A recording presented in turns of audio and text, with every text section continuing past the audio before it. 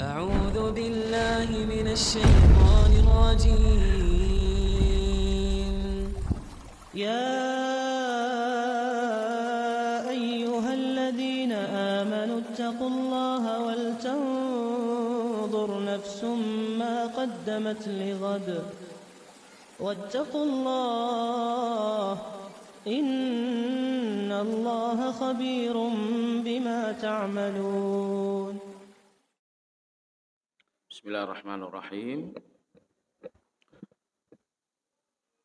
Assalamualaikum warahmatullahi wabarakatuh.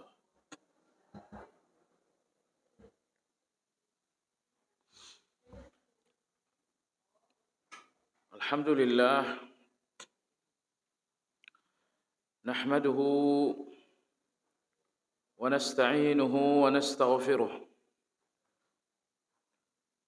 wa na'udzu billahi min shururi anfusina wa min sayyiati a'malina. Man yahdihillahu fala mudilla lahu wa man yudlil fala hadiya lahu. Wa ashhadu an la ilaha illallah wahdahu la syarika lahu wa ashhadu anna Muhammadan abduhu wa rasuluhu la nabiyya ba'dah.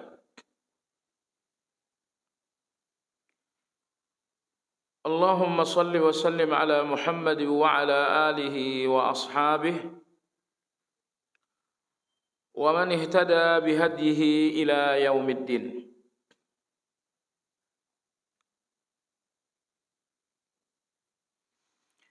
Ya ayyuhalladzina amanu ittaqullaha haqqa tuqatih wa la tamutunna illa wa antum muslimun.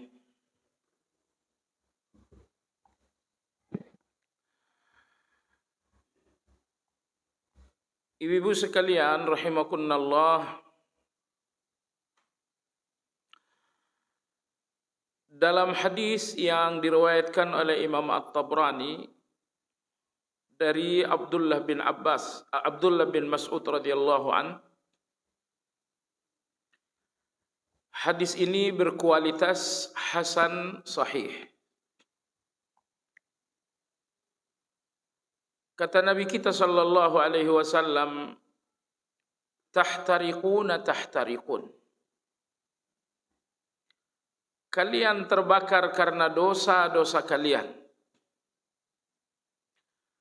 Fa idza shallaitumus subha ghassalatha. Namun apabila kalian telah melaksanakan salat subuh, dosa-dosa itu pun menjadi bersih. Summa tahtariquna tahtariqun.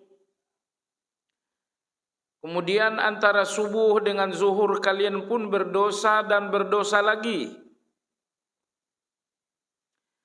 Fa idza shallaitumudz zuhra ghassalatha.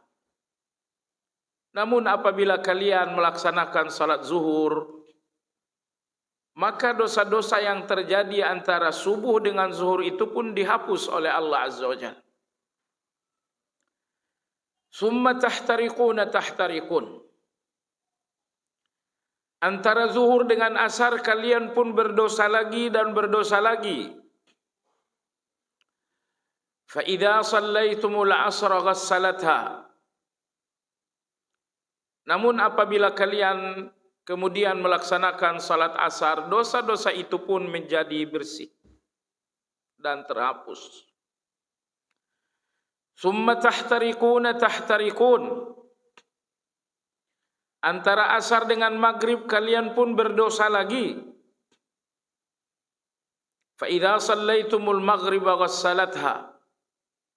Tapi kalau kalian kemudian melaksanakan salat maghrib, maka dosa-dosa itu pun menjadi bersih. Summa tahtariquna tahtariqun. Antara maghrib dengan isya kalian pun berdosa lagi. Fa idza shallaitumul isya ghassalatha. Namun apabila kalian melaksanakan salat isya, maka dosa-dosa antara maghrib dan isya itu pun menjadi bersih. Fa idza nimtum, apabila selesai isya kalian tidur, la yuktab lakum syai', maka tidak terdapat lagi catatan dosa dalam lembaran amal kalian. Jadi hadis ini sangat menggembirakan kita semua ibu-ibu sekalian, bahwa di celah-celah salat-salat 5 waktu kita berdosa. Tapi begitu kita melaksanakan salat 5 waktu, dosa itu pun bersih.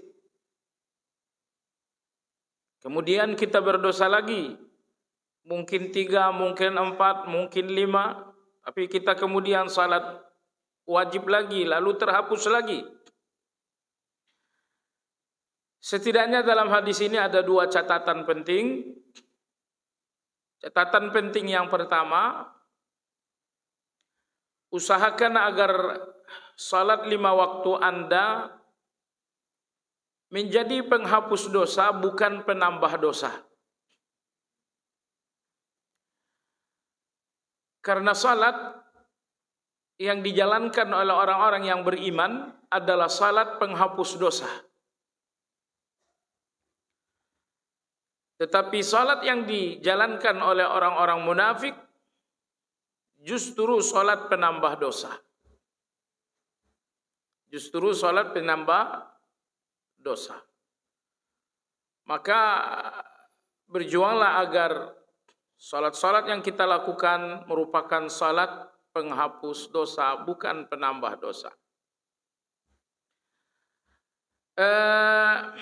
Imam Ibnu Qayyim rahimahullahu ta'ala menjelaskan bagaimana salat orang munafik dinamakan salat penambah dosa karena 6 hal. Jadi apabila di dalam salat kita terdapat 6 penyakit ini, maka salat tersebut bukan lagi penghapus dosa, tapi penambah dosa. Yang pertama adalah al-kasal indal qiyam biha. Pertama karena malas. Salat bukan dengan hati yang semangat, tapi dengan hati yang sangat malas. Tak ada kecintaannya sama sekali terhadap salat. Nomor 2, al-mura'ah. Salat akan menjadi penambah dosa apabila dilakukan dengan niat riya. Riya. Yang ketiga, wa ta'khiriha. Salat akan menjadi dosa apabila dengan sengaja ditunda-tunda sampai jelang akhir waktu. Salat zuhur jam 2:30 itu ada dosanya. Dosa menunda. Kemudian berikutnya adalah naqruha. Salat akan menjadi penambah dosa disebabkan karena naqar. Artinya dilakukan secara cepat, terburu-buru, ngebut. Kemudian yang kelima, qillatu zikrillahi fiha. Salat akan menjadi penambah dosa apabila dari awal sampai akhir penuh kelalaian.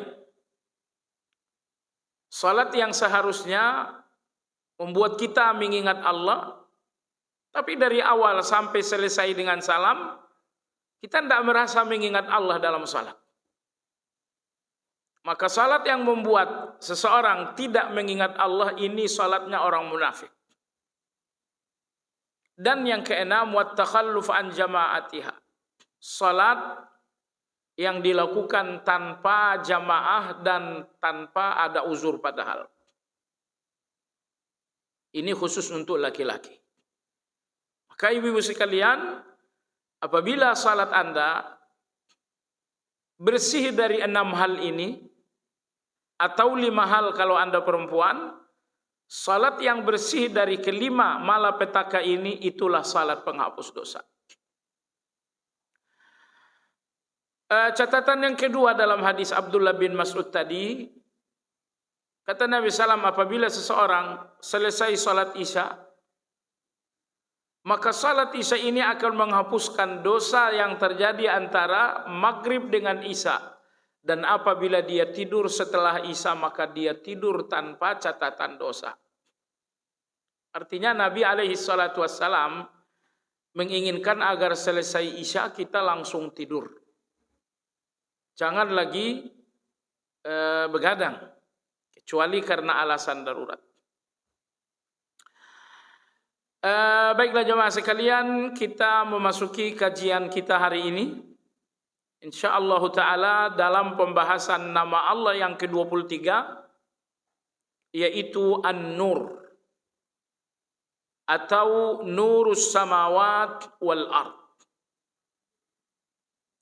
Pada halaman 82.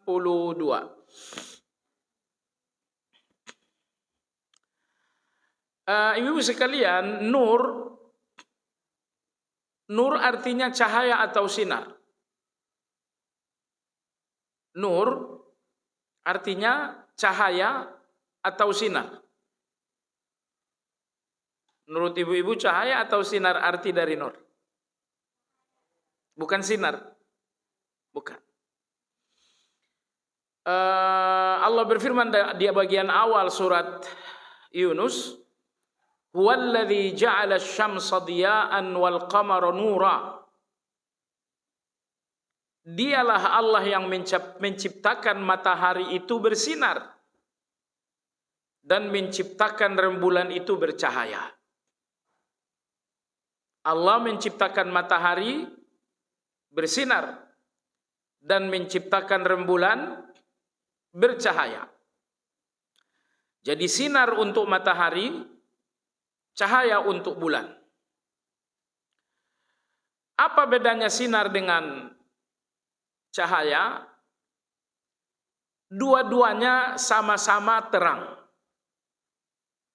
Tetapi terang di dalam sinar disertai dengan panas.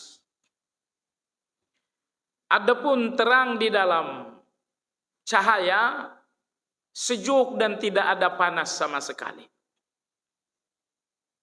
Baik. Ketika Nabi kita berbicara tentang salat dan sabar, beliau bersabda, "As-salatu nurun was-sabaru diya." Kata Nabi sallallahu alaihi wasallam, salat itu adalah cahaya dan kesabaran itu adalah sinar. Nabi kita menyebutkan kesabaran adalah sinar karena di dalam kesabaran ada panas musibah. Tapi beliau mengatakan bahwa salat adalah nur, cahaya, karena di dalam salat itu tidak ada panas sama sekali. Baik. Jadi Allah Tabaraka wa Ta'ala adalah An-Nur yang berarti cahaya. Jadi bukan sinar. Syekhul Islam Ibn Taimiyah rahimahullah mengatakan, cahaya dalam hubungannya dengan Allah memiliki 3 pengertian. Cahaya dalam hubungannya dengan Allah memiliki 3 pengertian. Pengertian yang pertama adalah pengertian hijab. Karena Allah Subhanahu wa Ta'ala menghijab dirinya dengan cahaya. Makanya Allah Subhanahu wa Ta'ala tidak terlihat oleh manusia, karena Allah menghijab dirinya dengan nur. Ini pengertian nur yang pertama dalam hubungannya dengan Allah. Pengertian nur yang kedua berhubungan dengan, apabila dihubungkan dengan Allah, adalah sifat. Maka di antara sifat Allah adalah nur, cahaya. Kemudian pengertian yang ketiga, nur bagi Allah Subhanahu wa Ta'ala adalah sebagai nama. sebagai nama. Jadi nur adalah nama Allah, nur adalah sifat Allah, dan nur adalah hijab Allah. Jemaah sekalian yang saya hormati, pada surat An-Nur ayat 35 tersebut nur sebagai nama Allah. Allahu nurus samawati wal ard. Allah adalah cahaya langit dan bumi. Allahu nurus samawat, nur di sini adalah nama bagi Allah. Pada surat Az-Zumar ayat yang ke-69, nur dihubungkan dengan Allah tapi bukan sebagai nama, melainkan sebagai sifat. Allah berfirman, wa asyraqatil ardu binuri rabbiha, dan terang benderanglah bumi dengan cahaya Rabbnya.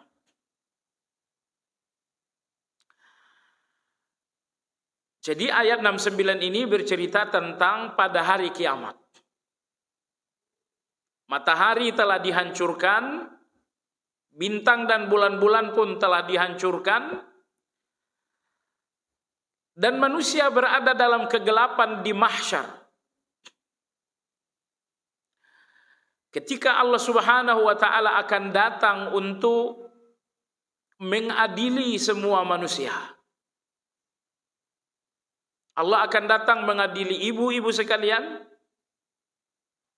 Allah sendiri yang mengadili saya dan kita semua. Ketika Allah Subhanahu wa taala datang, situasi mahsyar sangat gelap, tidak ada cahaya. Tiba-tiba mahsyar tanpa cahaya tersebut tiba-tiba penuh dengan terang benderang dengan cahaya Allah. Jadi yang menjadi cahaya di mahsyar ketika Allah turun bukan cahaya matahari ataupun cahaya bulan. Tetapi yang menjadi cahaya di mahsyar ketika Allah datang adalah cahayanya Allah. Nah, jadi cahayanya Allah yang dimaksudkan adalah cahaya sifat. Lalu kemudian yang ketiga, cahaya bagi Allah adalah cahaya hijab. Nabi kita sallallahu alaihi wasallam dalam perjalanan Mi'raj berdialog dengan Allah Subhanahu wa taala. Sesampainya di bumi, para sahabat bertanya, "Ya Rasulullah, hal ra'aita rabbak?" Sewaktu berdialog dengan Allah, apakah Anda melihat Allah ya Rasulullah? Kata Nabi sallallahu alaihi wasallam, "Nurun anna arahu."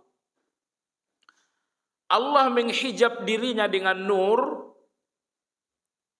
dan pandanganku tidak bisa menembus nur itu untuk melihat Allah Subhanahu wa taala. Nah, jadi itulah tiga nur berhubungan dengan Allah. Nur yang pertama adalah nama Allah, maka Allah adalah An-Nur. Nur yang kedua adalah sifat Allah, dan nur yang ketiga adalah hijab Allah Subhanahu wa taala. Baik jemaah sekalian, apa pengertian Allah An-Nur?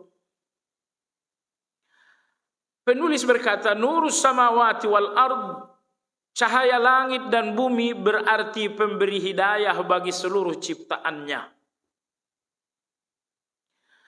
An-Nur berarti dia menerangi hati orang-orang yang beriman dengan hidayah dan ma'rifahnya dan dengan iman kepadanya.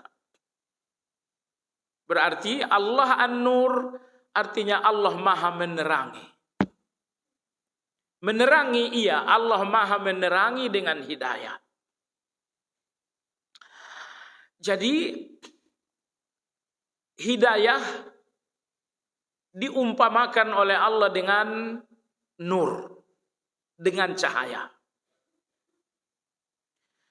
Kenapa hidayah diumpamakan dengan cahaya? Karena hidayah memungkinkan seseorang mengetahui baik dan yang buruk. Ibu-ibu sekalian yang saya hormati, dalam kegelapan tidak mungkin ibu-ibu bisa melihat dan membedakan antara hitam, merah, hijau. Jadi di dalam kegelapan kita nggak bisa membedakan warna-warna itu. Di dalam kegelapan pun kita nggak tahu jalan lurus atau jalan berbelok. Di dalam kegelapan pun kita tidak tahu jalan yang rata atau jalan yang berlobang.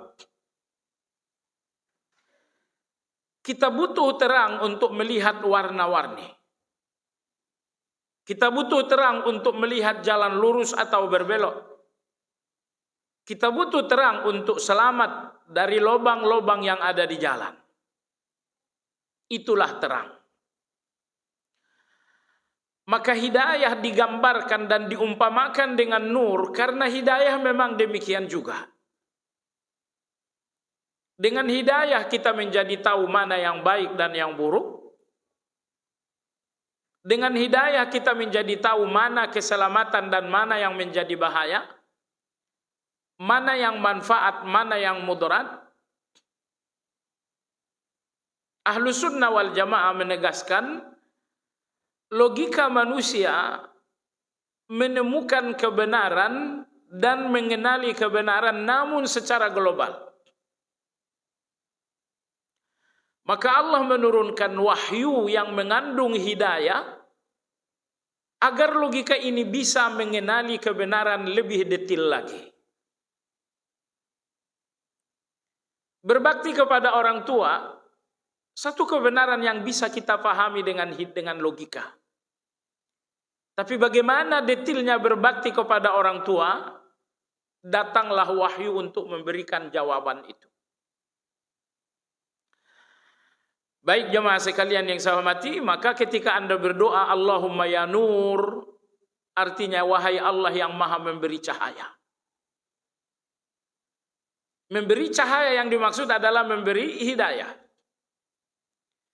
Jadi cahaya dinamakan, hidayah digambarkan, diumpamakan dengan cahaya karena sifat hidayah dan sifat cahaya yang memang sama. Dengan cahaya kita tahu warna-warni, dengan cahaya kita tahu belok dan lurus, dengan cahaya kita tahu bahaya ataupun tidak. Begitu pula dengan hidayah. Nabi kita sallallahu alaihi wasallam dalam salat malam beliau beriftitah, beliau mengatakan Allahumma lakal hamdu anta nurus samawati wal ardi wa man fihinna. Ya Allah, engkau maha terpuji. Engkaulah cahaya di langit dan di bumi. Jadi hadis ini pun menegaskan bahwa nur adalah nama Allah Subhanahu wa ta'ala. Ibu yang saya hormati, setelah Anda tahu apa arti an-nur yang artinya Allah maha menerangi, berarti insya Allah ibu-ibu pun tahu bagaimana menempatkan an-nur di dalam doa. Ketika ibu membutuhkan terang dalam kehidupan yang gelap, misalnya di depan ibu ada jalan yang sangat banyak dan entah mana jalan yang akan dipilih. Banyak sekali pilihan-pilihan hidup yang membingungkan. Berdoalah kepada Allah, katakan an-nur. Allahumma ya nur. Ya Allah, engkaulah yang maha menerangi. Di hadapanku gelap dengan segala pilihan-pilihan ini. Gelap karena aku bingung. Gelap karena aku enggak mengerti. Engkaulah yang memberi terang dalam kegelapan ini. Allahumma ya nur nawwir. Ya Allah yang maha memberi terang, yang maha memberi cahaya. Aku dalam kegelapan ketika akan memilih, maka berikanlah aku cahaya. Banyak sekali hal-hal yang menggelapkan kita. Kadang-kadang emosi menggelapkan pikiran sehat kita. Kadang-kadang syubhat menggelapkan pilihan-pilihan hidup kita. Dan yang jelas hawa nafsu pun menggelapkan sejumlah kebenaran. Jadi betapa kita sangat membutuhkan cahaya itu. Maka Nabi kita mengajarkan doa, Allahumma ij'al li nura. Ya Allah, berikanlah aku cahaya. Wa fi lisani nura. Jadikanlah cahaya dalam ucapanku. Wa fi aini nura. Wa fi udhuni nura, wa an yamini nura, wa an shimali nura, waj'al li nura. Ya Allah, berikanlah cahaya untuk lisanku, untuk mataku, untuk telingaku. Berikanlah cahaya untuk bagian kananku, berikanlah cahaya untuk bagian kiriku. Ya Allah, berikanlah aku cahaya. Jadi kita ingin Allah berikan cahaya di setiap anggota tubuh kita, agar anggota tubuh itu tidak salah jalan.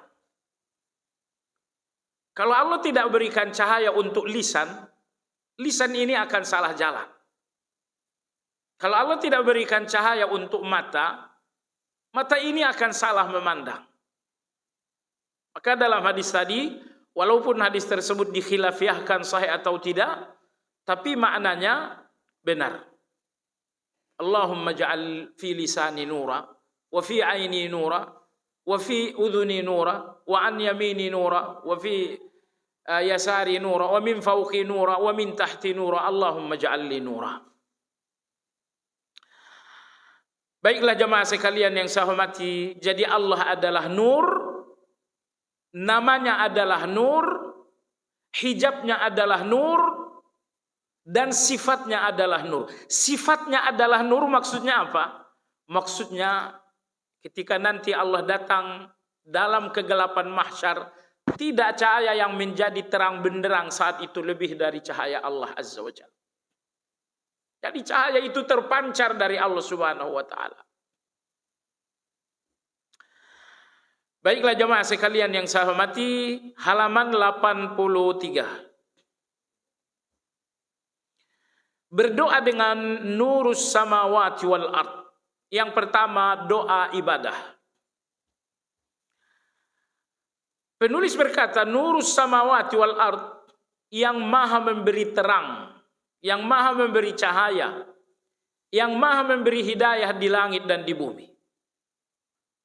Ibu yang saya hormati, terkadang hidayah dari Allah ada dua macam. Hidayah yang pertama adalah hidayah kauniyah. Hidayah kauniyah ini yang dinamakan dengan insting. Allah yang memberikan insting itu. Hidayah yang kedua adalah hidayah syar'iyah. Baik. Hidayah insting atau hidayah kauniyah, misal begitu seorang bayi lahir, sang bunda pun menggendong, mengangkat, mendekatkannya dengan puting susu. Anda lihat bagaimana bayi ini kemudian mengkulum puting susu, menghisapnya, dan begitu ia kenyang dia lepaskan. Bagaimana tahu seorang bayi yang baru lahir bahwa puting susu ini adalah makanan? Dan bagaimana tahu bayi yang baru menyusu bagaimana berhenti kalau sudah kenyang? Itu semuanya adalah hidayah Allah yang bersifat kauniyah. Hidayah Allah yang bersifat alami atau insting. Anda lihat seekor induk ayam, bagaimana ia mencari makan untuk anak-anaknya, dan bagaimana induk ayam melebarkan sayap di malam hari untuk memeluk anak-anaknya. Itu semuanya dinamakan dengan hidayah kauniyah.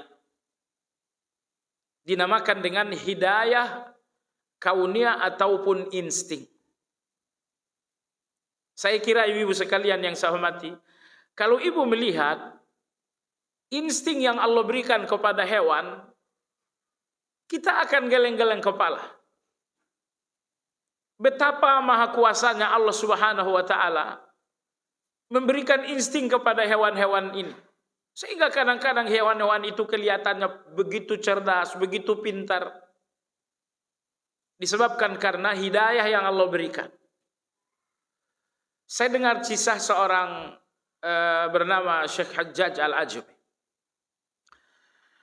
Beliau mengatakan, saya dapat cerita dari seorang petani. Seorang petani, anggaplah petani di sawah, menemukan beberapa telur ular. Tapi tidak ada induknya. Maka si petani ini mengambil telur-telur itu dan menyembunyikannya.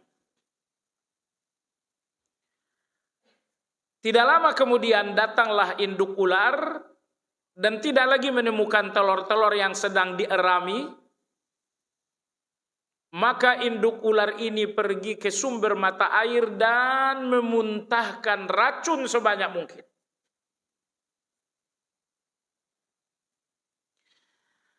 Setelah memuntahkan racun di air atau di sumber air tersebut, maka ular ini kembali ke tempat telur. Dan si petani telah meletakkan telur-telur itu kembali. Melihat telur-telurnya telah kembali, maka induk ular ini kembali ke sumber mata air dan melumuri seluruh tubuhnya dengan racun-racun itu. Sampai akhirnya induk ular ini mati dengan racunnya sendiri. Jadi coba ibu lihat bagaimana Allah berikan si ular tadi insting. Begitu telurnya hilang, dia merasa ada orang jahat. Dan untuk membela reproduksi, untuk membela diri dari kezaliman, maka dia memuntahkan racun untuk membunuh orang yang atau siapapun yang menzaliminya.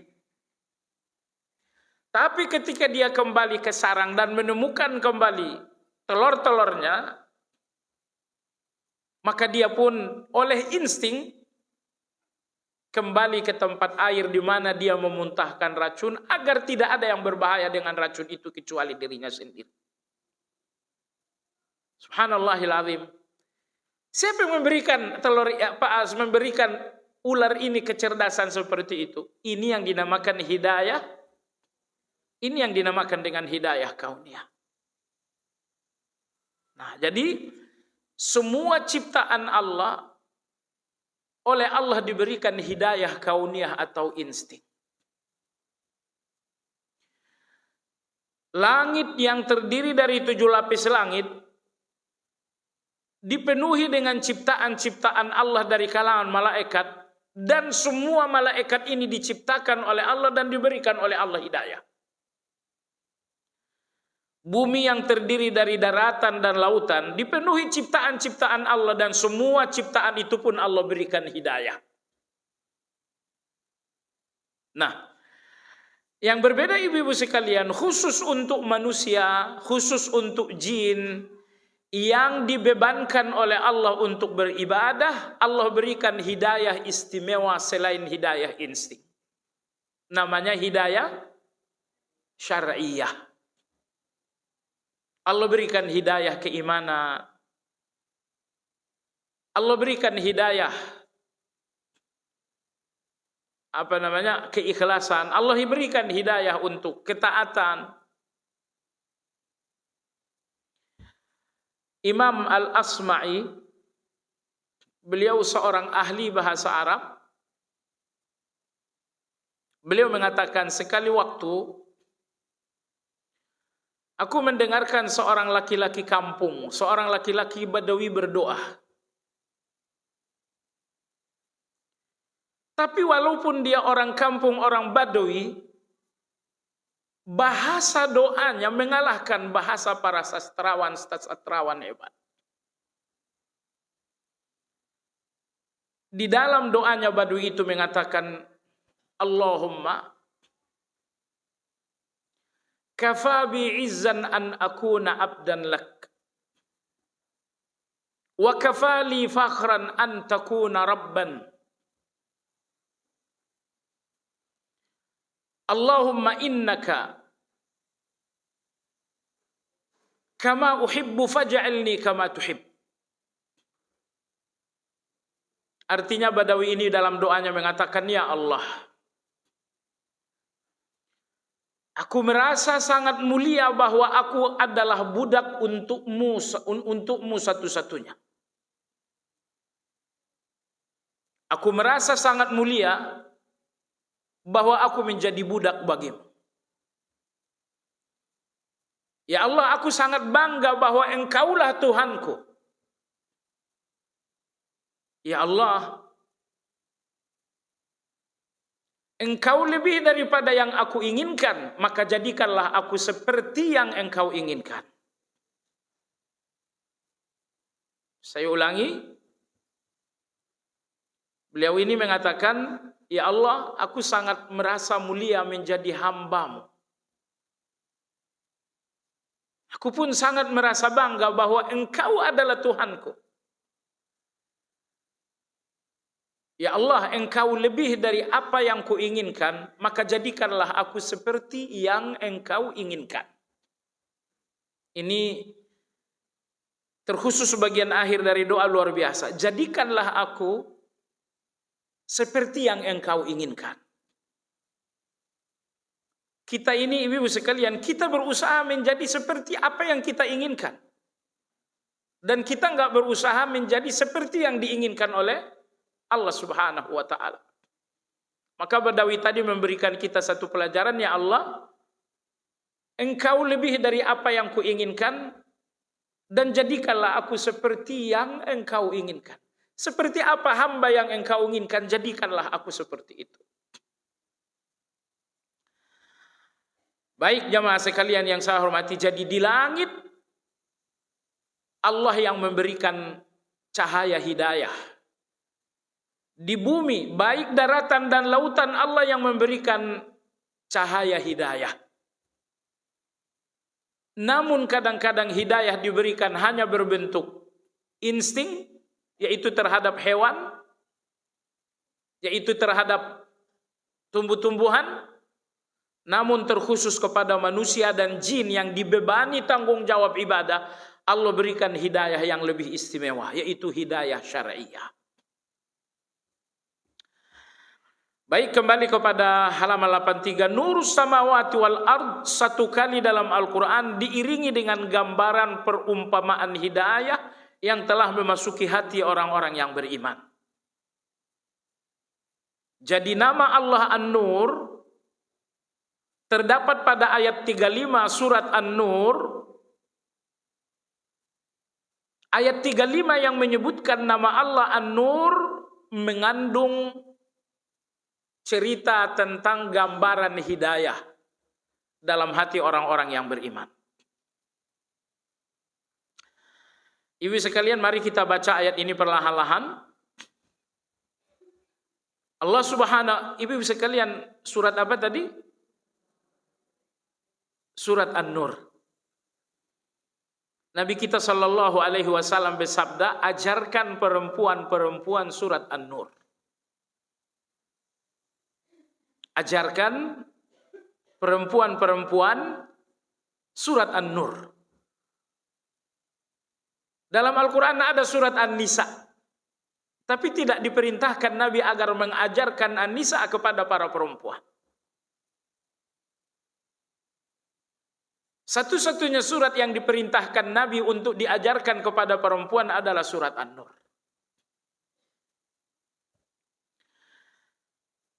Kalau ibu melihat surat An-Nur dari awal sampai akhir, semuanya berbicara tentang iffah.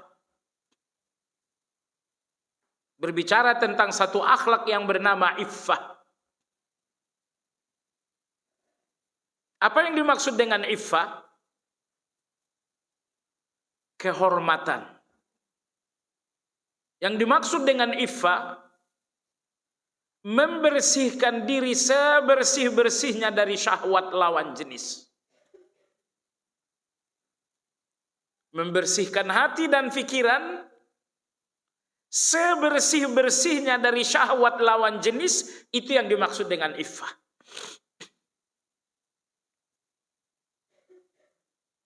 Jadi orang yang matanya ke kanan dan ke kiri untuk syahwat, itu tidak dinamakan iffah. Saya ulangi, yang dimaksud dengan iffah, membersihkan hati dan pikiran dan seluruh tubuh dari syahwat lawan jenis. Nah, pembicaraan dalam surat An-Nur dari awal sampai akhir, pembicaraan sepenuhnya adalah tentang iffah. Iffah yaitu kehormatan. Iffah yaitu menjauhi segala bentuk syahwat lawan jenis. Maka Anda lihat misalnya bagian awal saja surat An-Nur berbicara tentang siapa yang berzina maka cambuklah. Setelah itu surat An-Nur berbicara tentang kasus zina yang dituduhkan kepada Aisyah radhiyallahu anha.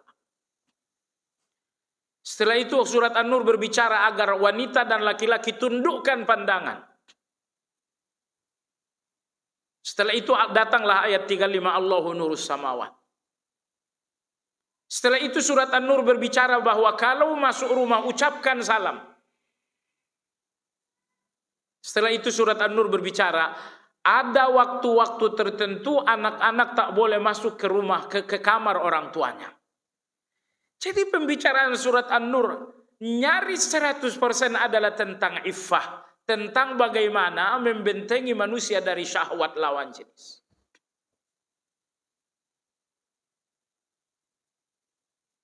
Dan Nabi Shallallahu Alaihi Wasallam menganjurkan agar surat An-Nur ini surat yang secara khusus harus diajarkan kepada para wanita. Baik jamaah sekalian. Iya, An-Nur ayat 35. Allah Subhanahu wa taala berfirman, oh iya, sebelum lanjut saya ingin katakan, maka surat An-Nur yang dari awal sampai akhir berbicara tentang iffah, yang berbicara tentang membersihkan diri dari syahwat lawan jenis, berarti orang yang ingin hatinya penuh dengan nur, bersihkan hati itu dari syahwat lawan jenis. Hati yang terisi dengan syahwat lawan jenis, cahaya dalam hati seperti ini akan redup. Cahaya Allah dalam hati seperti itu akan redup. Baik. Allah Subhanahu wa taala berfirman, Allahu nurus samawati wal ard. Allah adalah cahaya langit dan bumi. Maksudnya Allah adalah yang maha memberi cahaya hidayah bagi semua makhluk yang ada di langit dan bagi semua makhluk yang ada di bumi. Mathalu nurihi, perumpamaan cahaya Allah. Cahaya yang pertama dan cahaya yang kedua berbeda. Allahu nurus samawati wal ard. Nur di sini adalah nama Allah. Berikutnya Allah berfirman, mathalu nurihi. Nur yang kedua ini adalah sifat Allah. Perumpamaan cahaya Allah adalah kamishkatin fiha misbah, seperti sebuah lubang yang tidak tembus, yang di dalamnya ada pelita besar. Ini sebetulnya bahasanya susah, tapi yang dimaksudkan dengan miskat adalah lentera. Orang-orang Arab kuno, di tembok-tembok mereka dibikinkan lubang, dibikinkan kaca, dan di situ ada lampu. Lentera namanya. Allah berfirman, al-misbahu fi zujajah. Yang di dalamnya terdapat pelita besar. Jadi ada lentera, di dalam lentera itu ada satu pelita. Lentera tadi berkaca, kacanya bening, di dalam kaca itu ada pelita. Az-zujajatu ka'annaha kawkabun durriyyun yuqadu min syajaratin mubarakatin zaitunatin la syarqiyyatin wala gharbiyah. Kaca itu seakan bintang yang bercahaya seperti mutiara yang dinyalakan dengan minyak dari pohon yang berkah, yaitu pohon zaitun yang tumbuh tidak di sebelah timur dan tidak pula di sebelah barat. Apa maksudnya? Lentera tadi kan membutuhkan minyak. Minyaknya dari zaitun. Dan zaitun itu pun mendapatkan sinar matahari dari timur dan sinar matahari dari barat. Karena ibu sekalian, buah zaitun yang paling bagus, yang paling berkualitas adalah apabila pohon zaitun mendapatkan sinar matahari terbit dan mendapatkan sinar matahari terbenam. Maka kalau zaitun itu ditanam di tempat yang tertutup, kalaupun berbuah itu nggak akan berkualitas. Karena kualitas buah zaitun apabila pohonnya mendapatkan sinar matahari saat terbit dan sinar matahari saat terbenam. Yakadu zaituha yudhi'u walau lam tansas hunar. Minyak lentera tadi telah memancarkan api, telah memancarkan cahaya walau sekiranya tidak ada api di atas. Nurun ala nur, cahaya di atas cahaya. Yahdillahu linurihi man yasha. Allah membimbing kepada cahayanya siapa yang Dia kehendaki. Wa yadribullahu al-amthala lin-nas wallahu bikulli syai'in alim. Dan Allah memberikan perumpamaan bagi manusia dan Allah Maha mengetahui segalanya. Baik. Sampai di sini masih remang-remang. Apa yang dimaksud dengan ayat? Ayat ini memberikan perbandingan bagaimana hidayah di dalam hati orang yang beriman. Hidayah di dalam hati orang yang beriman. Allah menggambarkannya dengan lentera. Allah berfirman, coba lihat lentera. Bukankah di dalam lentera itu nyala pelita? Dan bukankah pelita itu nyala dengan minyak zaitun? Dan minyak zaitun yang paling bagus adalah yang mendapatkan sinar matahari terbit dan tenggelam. Sehingga kata Allah, di dalam lentera tadi Anda akan melihat dua cahaya. Cahaya pertama adalah pelita, yaitu api. Cahaya yang kedua bahwa di bawah api ada minyak berkualitas dan minyak itu pun memancarkan cahaya. Sehingga di dalam lentera Anda melihat dua cahaya. Cahaya yang pertama adalah cahaya api atau pelita. Cahaya yang kedua adalah cahaya dari minyak. Maka di dalam lentera ada dua cahaya. Cahaya api yaitu pelita. Cahaya yang kedua adalah cahaya minyak zaitun. Karena minyak zaitun itu sendiri, dia mengkilap. Ditambah lagi di atasnya nyala api. Maka sekali lagi, di dalam lentera tersebut terdapat dua cahaya. Cahaya pertama adalah cahaya api, yaitu pelita.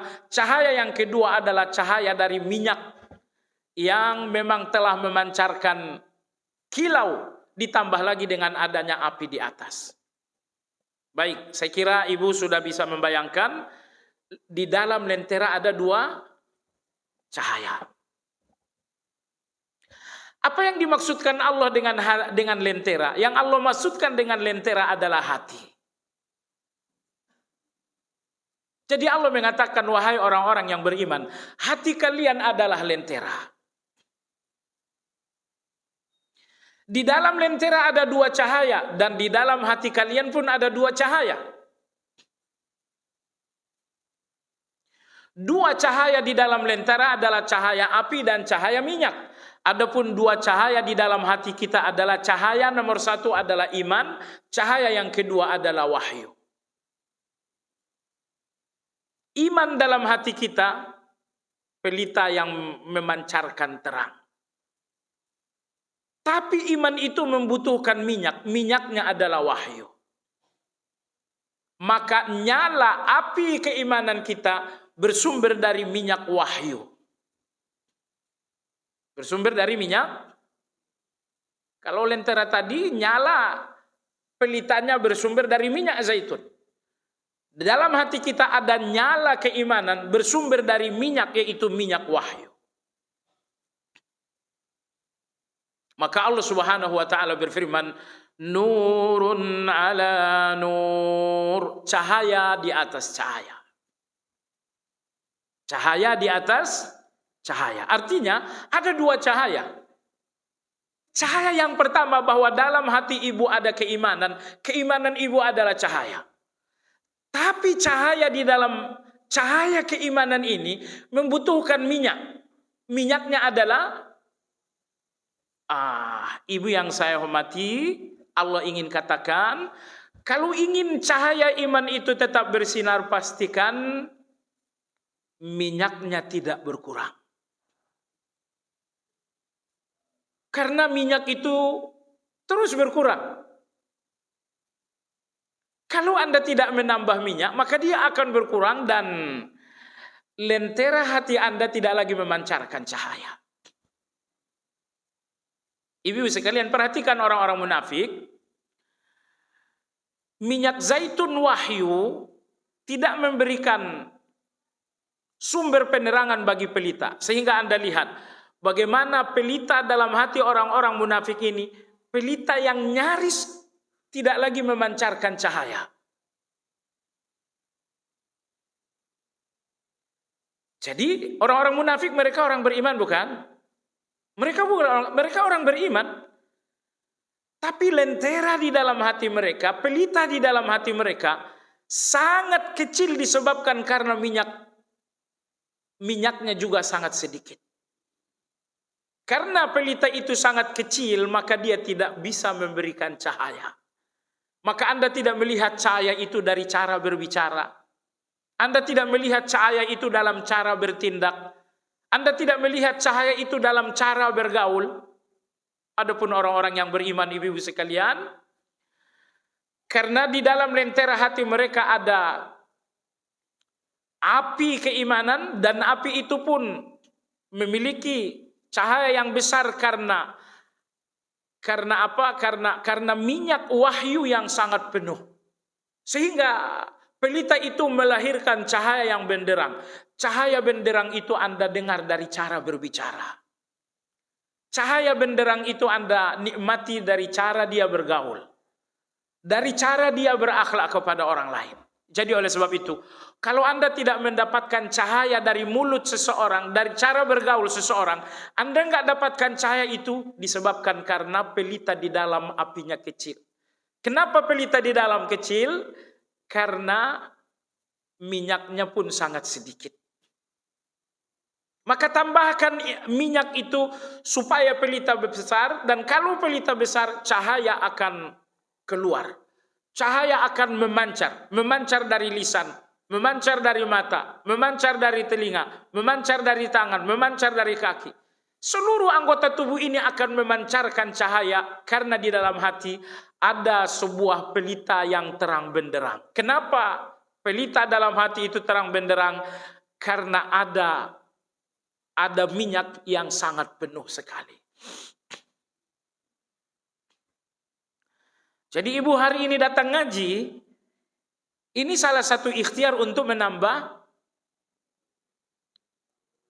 minyak. Untuk menambah minyak zaitun.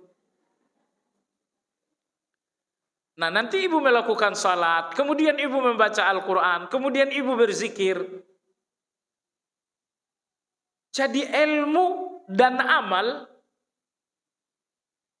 Sekarang kita ngaji, ini ilmu. Nanti kita salat zuhur, itu amal. Ilmu dan amal inilah yang menjadi minyak.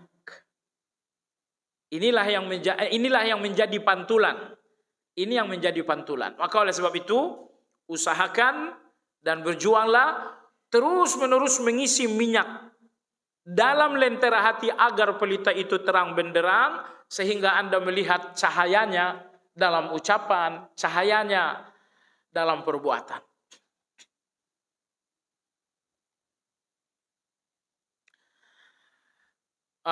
Itulah perbandingan yang ingin Allah katakan. Jadi hati orang-orang yang beriman itu lentera. Di dalamnya ada pelita. Dan pelita itu terang disebabkan karena ada minyak. Lentera yang dimaksud adalah hati. Pelita yang dimaksud adalah iman. Minyak yang menjadi nyala pelita adalah wahyu. Maka nyala bersumber dari dua, bersumber dari api atau pelita, dan kemudian bersumber dari minyak. Maka Allah mengatakan nurun ala nur, cahaya di atas cahaya. Berarti di dalam hati kita ada dua cahaya. Cahaya pertama adalah cahaya iman, cahaya yang kedua adalah cahaya wahyu. Baik. Yahdillahu linurihi may yasha, Allah membimbing kepada cahayanya siapa yang Dia kehendaki. Perhatikan di sini Allah mengatakan yahdillah, Allah berikan hidayah, bimbingan menuju cahayanya bagi orang-orang yang dikehendaki. Allah berbicara tentang hidayah di bagian akhir ayat setelah Allah berbicara tentang cahaya. Maka cahaya yang dimaksudkan tadi adalah hidayah Allah Subhanahu wa taala. Wa yadribullahu al-amthala linnas, dan Allah membuat perumpamaan bagi manusia. Wallahu bikulli syai'in alim, dan Allah Maha tahu dengan segala sesuatunya. Ibu yang saya hormati, kenapa ayat ini ditutup dengan nama Allah Alim, Maha tahu? Karena sebelumnya Allah berbicara tentang hidayah. Yahdillahu linurihi man yasha. Allah berikan bimbingan alias hidayah kepada orang yang dikehendaki. Allah berikan hidayah kepada orang yang dikehendaki. Ibu sampai di sini ambil catatan penting. Allah berikan hidayah. Berarti hidayah itu pemberian. Kalau hidayah adalah pemberian Allah, berarti tugas ibu adalah meminta. Tugas ibu adalah meminta.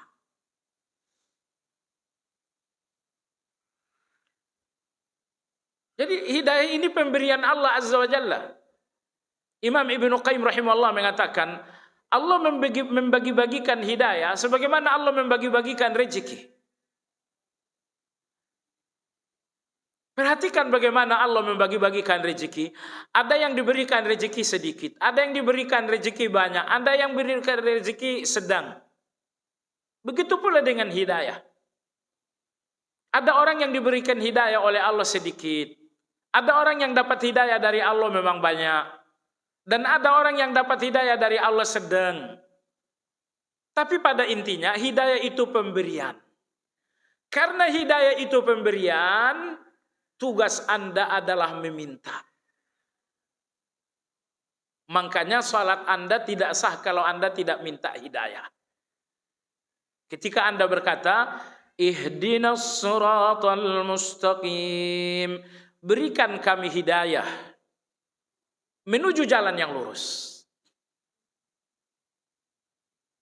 Berikan kami hidayah menuju, bahasa Arabnya apa?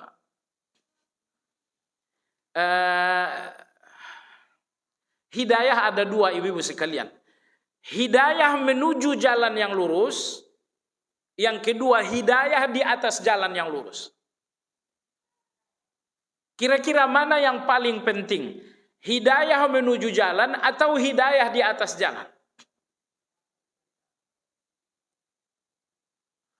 Banyak orang yang sudah berada di atas jalan, tapi tidak ada hidayah di atas jalan, akhirnya mereka menyimpang juga.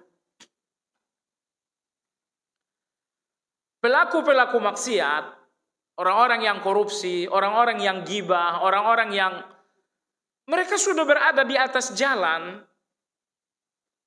Tapi setelah ada di atas jalan, Allah nggak memberikan hidayah, akhirnya mereka menyimpang juga.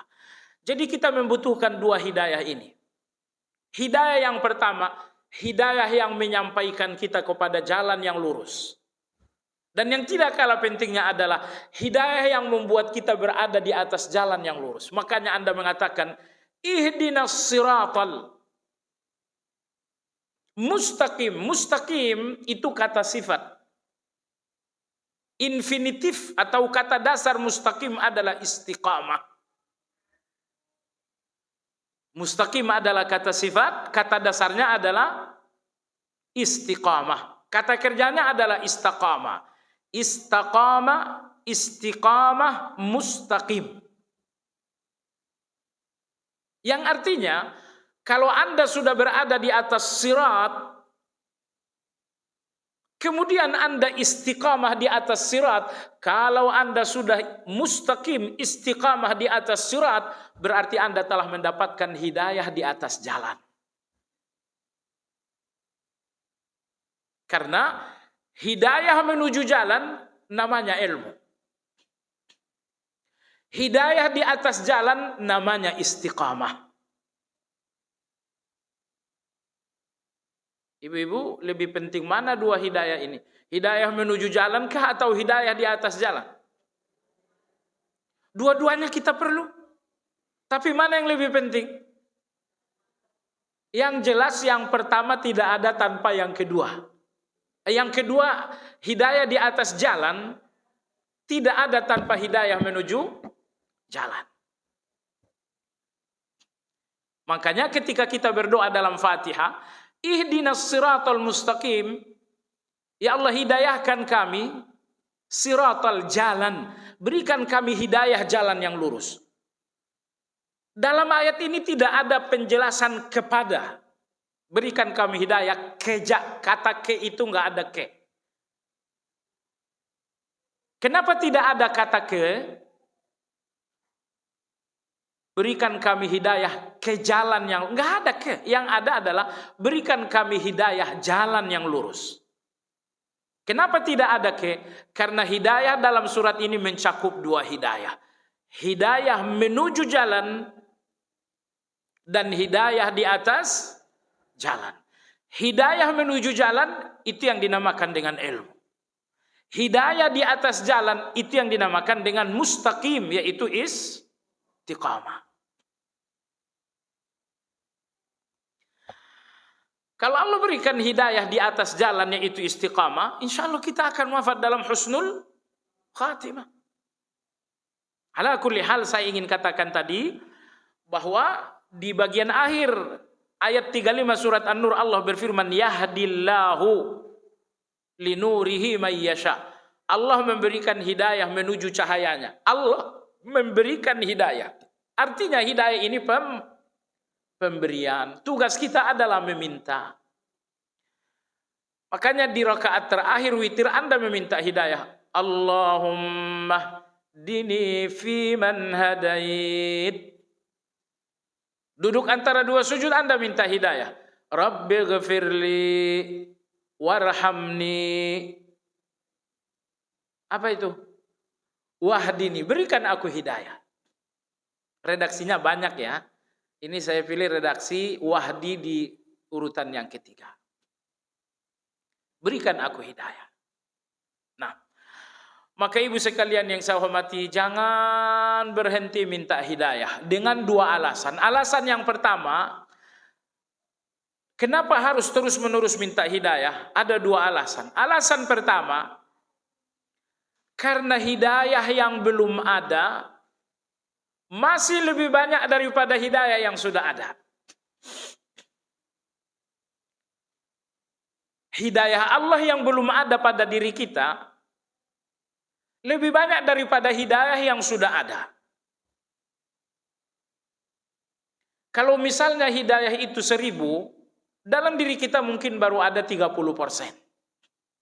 Tapi pada intinya, apakah semua hidayah itu telah ada dalam diri kita? Tidak ada. Maka teruslah minta hidayah, karena hidayah yang telah ada masih sangat sedikit dibandingkan yang belum ada. Alasan yang kedua kenapa terus minta hidayah? Karena hidayah yang telah ada ini bisa hilang. Bisa hilang. Kemarin kita sholat malam, tadi malam tidak sholat malam. Coba lihat, Anda tidak dapat hidayah tadi malam. Kemarin Anda zikir pagi dan petang, giliran hari ini Anda tadi nggak bacakan zikir pagi. Coba lihat, hidayah yang sudah ada pun gampang lepas. Ibu sekalian yang saya hormati, dua faktor utama hidayah ini bisa lepas. Faktor pertama adalah dosa. Faktor pertama adalah dosa. Kalau hati ini masih ada ikatan dengan dosa, maka akan beratlah bagi hati ini sejumlah hidayah. Saya ulangi, kalau hati ini masih ada ikatan dengan dosa, maka hati ini akan berat dengan hidayah. Salat malam akan berat bagi hati ini. Tilawah Al-Quran akan berat bagi hati ini. Kenapa berat? Hati yang masih ada ikatan dengan dosa akan berat dengan hidayah. Lepaskan ikatan hati itu dengan dosa supaya hati ini ringan dengan hidayah. Nanti salat malam, oke. Kamu baca Quran 1 juz, tak jadi soal. Hati ini akan menemukan keringanan dengan hidayah ketika hati ini telah diputus dengan dosa. Tapi kalau hati ini masih ada ikatan dengan dosa, maka hati ini akan berat dengan hidayah. Bagaimana cara memutus ikatan hati dengan dosa? Tak lain jawabannya dari taubat. Di hati kita ini ikatannya dengan dosa banyak sekali. Dan putuskanlah ikatan-ikatan hati dengan dosa dengan taubat. Begitu hati ini telah lepas dari ikatan dosa, maka hati ini akan menemukan keringanan dengan segala hidayah.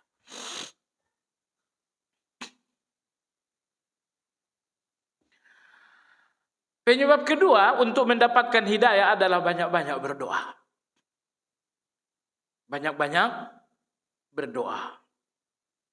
Karena Nabi kita ajarkan doa minta hidayah. Allahumma inni as'alukal huda wat tuqa wal afafa wal ghina.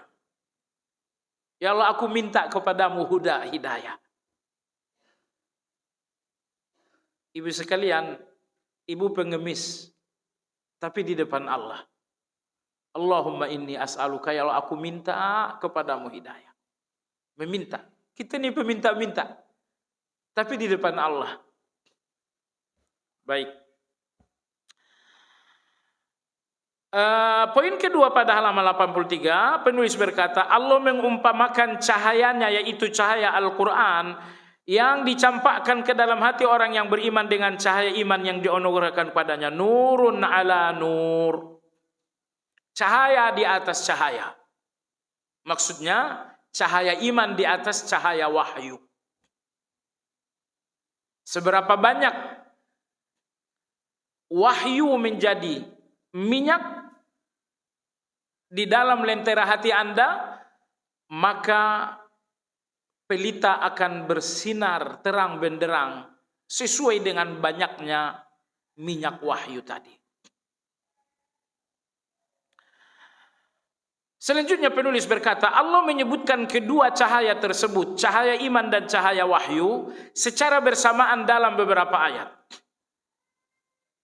Ayat 52 surat Syura, Allah berfirman, Ma kunta tadri mal kitab walal iman, walakin ja'alnahu nuran nahdi bihi man nasha'.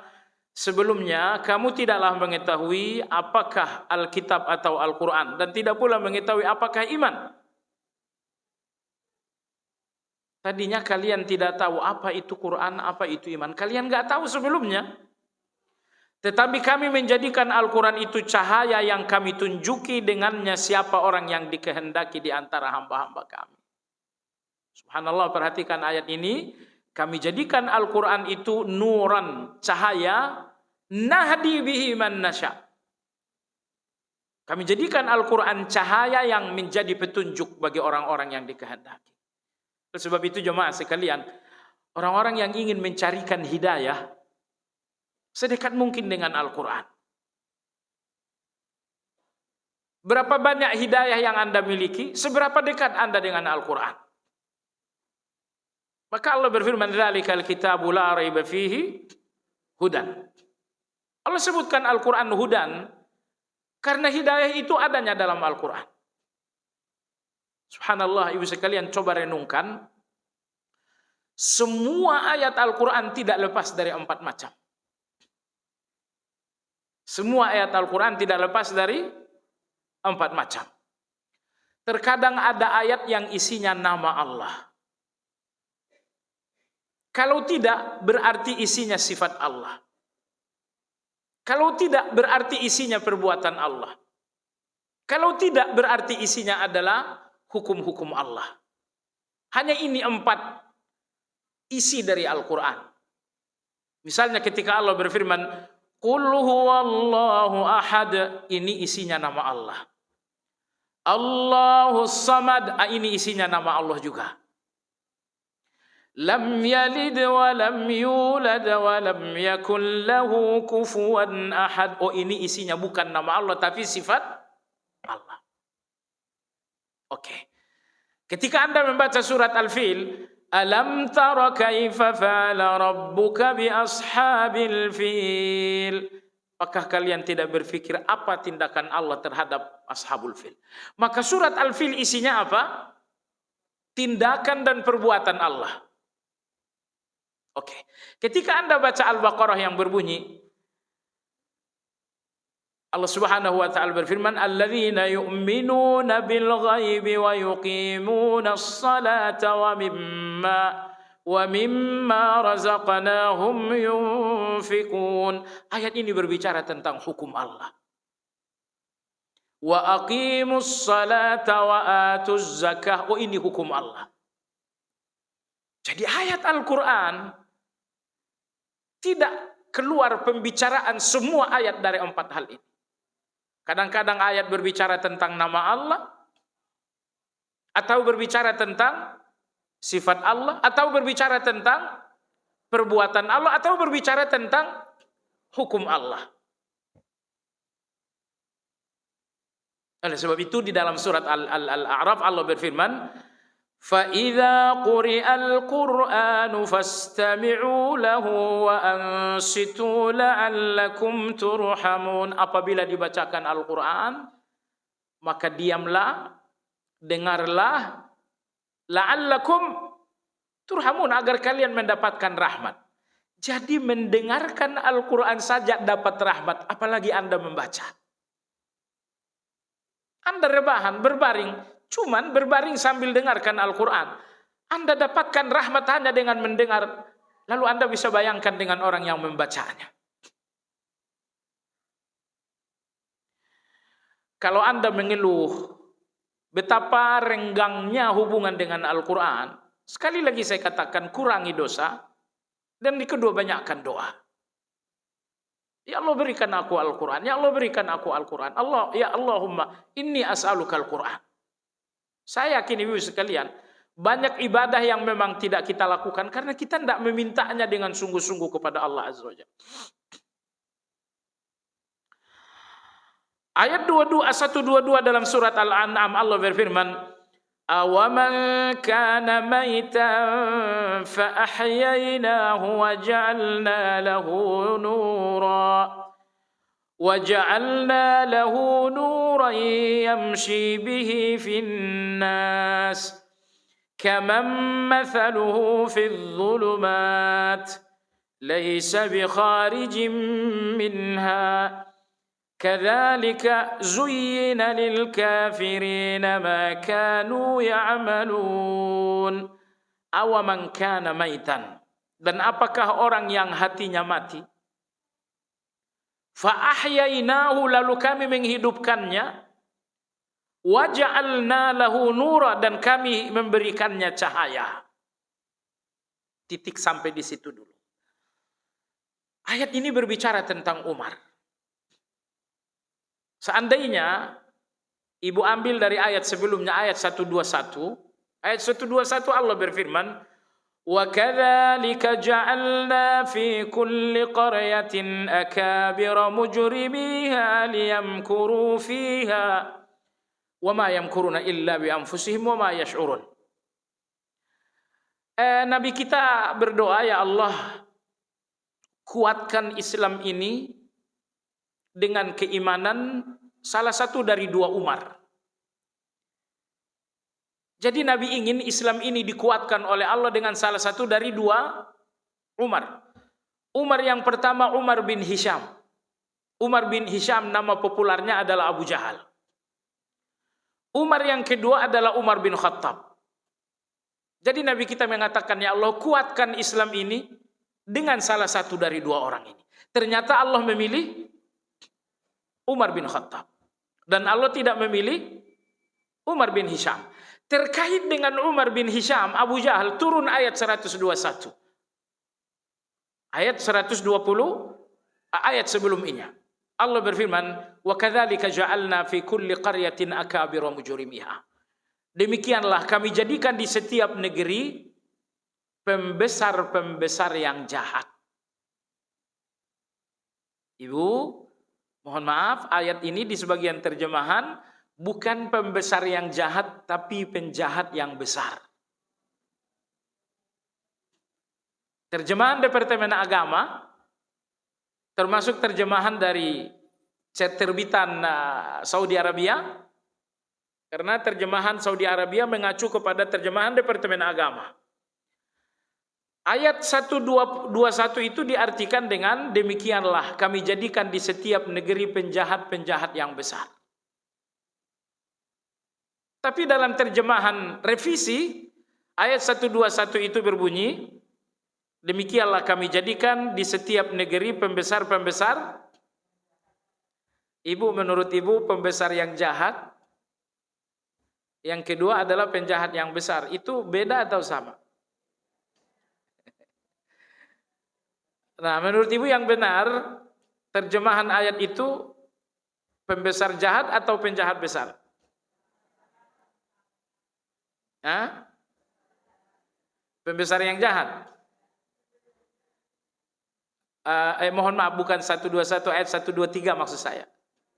Ayat 123. Ayat 123 adalah tentang Abu Lahab, Abu Jahal. 122 adalah tentang Umar radhiyallahu anhu.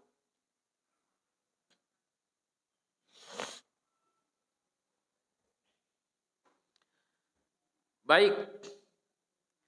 Jadi yang benar penjahat besar atau pembesar yang jahat?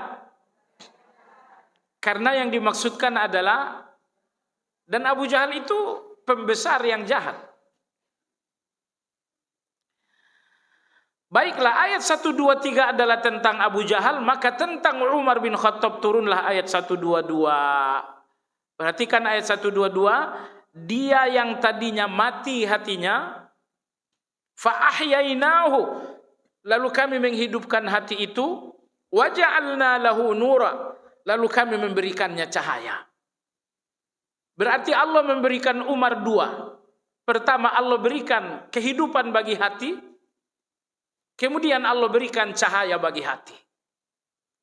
Allah berikan kehidupan bagi hati. Hidupnya hati dengan iman.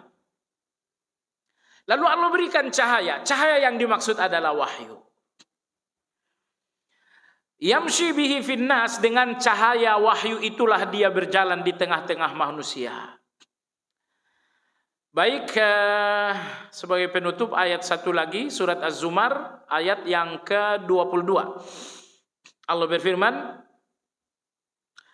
afaman syarahallahu sadrahu lil Islam fahuwa ala nurim min rabbih fawailul lil qasiyati qulubuhum min dzikrillah ulaika fi dhalalim mubin. Apakah orang-orang yang Allah buka hatinya untuk menerima Islam, lalu ia mendapatkan cahaya dari Allah?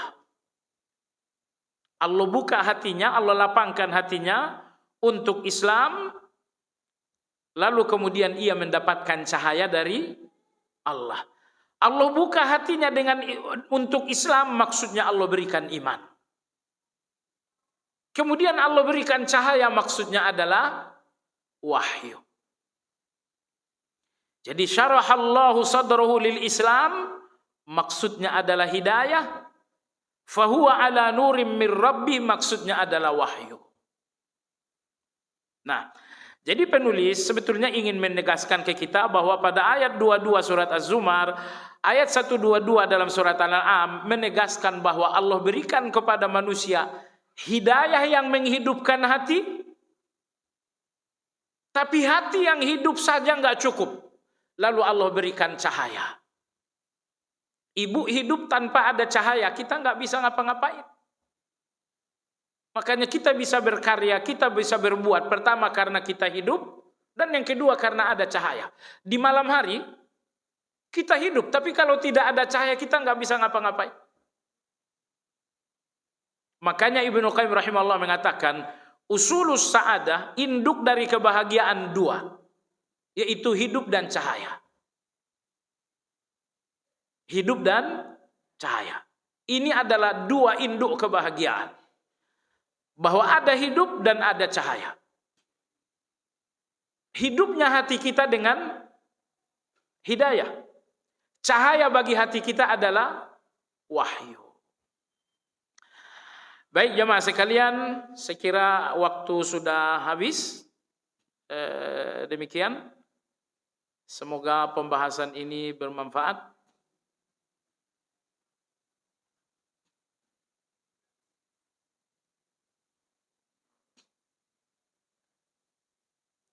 Ya, bagi yang hendak bertanya dipersilakan.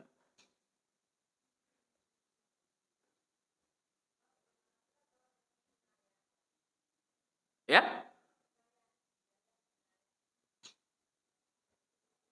Inayah. Inayah ya. Hidayah dan inayah, hidayah artinya petunjuk, inayah artinya pertolongan. Dua-duanya terkandung dalam surat Al-Fatihah. Mengenai inayah, pertolongan Allah, itu yang kita sebutkan wa iyyaka nasta'in. Sebetulnya ada tiga, ibadah, kedua adalah inayah, ketiga adalah hidayah. Ibadah, inayah, hidayah. Ibadah, Allah berfirman, iyyaka na'budu. Inayah, wa iyyaka nasta'in. Hidayah, ihdinas siratal mustaqim. Ya, jadi itu ada tiga. Hidayah, inayah, ibadah, inayah dan hidayah, dan tiga-tiganya ada dalam surat Al-Fatihah. Iyyaka na'budu adalah hidayah, iyyaka nasta'in adalah inayah, ihdina as-siratal mustaqim adalah hidayah. Kita membutuhkan tiga-tiganya. Dan tiga-tiganya hanya ada pada Allah Subhanahu wa taala.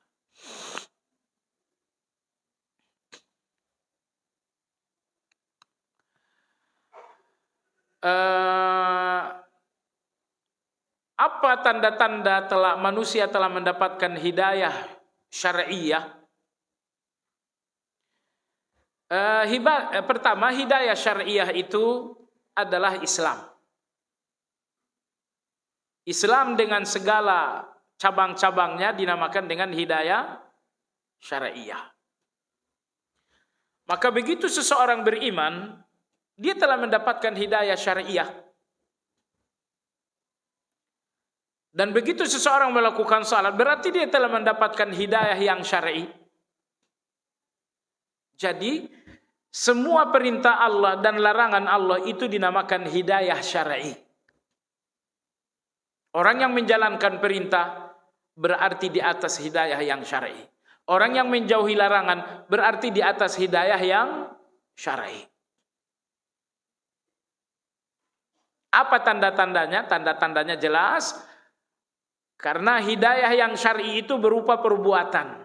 Kalau perbuatan itu ada, berarti ada hidayah syar'i. Misalnya, seseorang melakukan salat, oh berarti dia ada hidayah syar'i. Buktinya dia salat. Bagaimana cara kita mendapatkan hidayah yang syar'i? Tadi kita udah jelaskan, cara mendapatkan hidayah yang syar'i pertama adalah dengan cara berdoa. Berdoa kepada Allah, ya Allah berikan aku hidayah. Ihdinas siratal mustaqim. Dan gak cukup sekedar doa, tapi sungguh-sungguhlah dalam berdoa. Jangan sampai lebih sungguh-sungguh minta uang daripada minta hidayah. Ini cara yang pertama. Cara yang kedua untuk mendapatkan hidayah, jauhi dosa. Karena dosa menutup pintu-pintu hidayah. Anda lihat betapa minimnya hidayah dalam kehidupan seorang preman. Karena pintu-pintu hidayah telah tertutup dengan dosa-dosanya. Cara nomor 3 untuk mendapatkan cahaya, untuk mendapatkan hidayah yang syar'i, cara yang ketiga adalah dengan menghadiri kajian-kajian ilmiah. Cara yang keempat untuk mendapatkan hidayah yang syar'i adalah bergaul dengan orang-orang yang saleh. Jadi itu 4 cara untuk mendapatkan hidayah yang syar'i. Surah An-Nur ayat 35 berbicara tentang akhlak. Bagaimana untuk pria? Apakah dia surat iffah? Kenapa hanya terhadap wanita? Iya, sebenarnya bukan ayat 35 ya. Surat An-Nur secara umum dari awal sampai akhir adalah surat An-Nur, dan Nabi SAW memerintahkan agar surat ini secara khusus diajarkan kepada perempuan. Umar radhiyallahu anhu, beliau adalah Amirul Mukminin. Umar radhiyallahu anhu memerintahkan pula agar surat An-Nur diajarkan kepada para wanita. Makanya seorang murid saya melamar anak gadis. Dalam pernikahan si anak gadis minta mahar. Apa maharnya? Maharnya kamu hafal surat An-Nur dan itu diperdengarkan pada hari pernikahan. Itu yang diinginkan istrinya dari suaminya. Kamu hafal surat An-Nur, nanti bacakan pada hari pernikahan, entah baca berapa ayat, dan selanjutnya dalam pernikahan surat An-Nur ajarkan kepada saya dari ayat pertama sampai ayat akhir. Kalau surat An-Nur diperintahkan, antara lain yang memerintahkannya tadi Umar bin Khattab, diperintahkan untuk diajarkan kepada para wanita. Bagaimana dengan laki-laki? Kalau untuk laki-laki sangat banyak suratnya. Surat yang pertama adalah surat Al-Anfal, isinya adalah peperangan. Dari awal sampai akhir Al-Anfal adalah peperangan. Itu untuk bapak-bapak. Surat At-Taubah itu juga isinya dari awal sampai akhir peperangan. Itu untuk bapak-bapak. Ali Imran juga mengandung cerita tentang peperangan yang banyak. Itu juga untuk bapak-bapak. Itu ya. Jadi untuk bapak-bapak lebih banyak juga. Bagaimana atau apa saja detailnya wahyu sebagai minyak dalam lentera dalam kehidupan? Detailnya tadi gambaran gitu kan, bahwa di hati kita ini lentera. Di dalam lentera tentu ada pelita. Pelita ini mengeluarkan terang. Tapi pelita itu akan terang kalau ada minyak. Anda lihatlah minyak apa, lampu minyak. Saya orang kampung, paham betul saya itu. Ada lampu minyak. Jadi kalau ada minyak, tentu dia akan nyala. Kalau nggak ada minyak, maka dia tidak akan nyala kan? Nah, begitu juga dengan kita. Pastikan di dalam lentera hati kita ada minyak, supaya lentera itu nyala. Sebab kalau lentera itu nyala, akan teranglah ucapan, akan teranglah pandangan, akan teranglah pendengaran. Tapi kalau lentera hati ini padam karena minyaknya habis, maka akan gelaplah lisan, akan gelaplah mata, dan lain-lain. Lalu pertanyaannya adalah, minyak lentera hati. Lentera hati itu apa minyaknya? Minyaknya adalah wahyu. Maksudnya, pelajari Al-Quran. Baca Al-Quran. Dalami Al-Quran. Maka orang yang paling dekat dengan Al-Quran berarti telah memenuhi lentera dengan minyak. Karena minyak bagi lentera hati adalah wahyu. Wallahu a'lam. Masih ada pertanyaan? Baik, ibu-ibu sekalian, alhamdulillah ini akhir dari kajian kita hari ini. Semoga bermanfaat. Kita sudahi dengan zikir kafaratul majlis. Subhanakallahumma wa bihamdika asyhadu an la ilaha illa anta astaghfiruka wa atubu ilaik. Walhamdulillahi rabbil alamin. Assalamualaikum warahmatullahi wabarakatuh.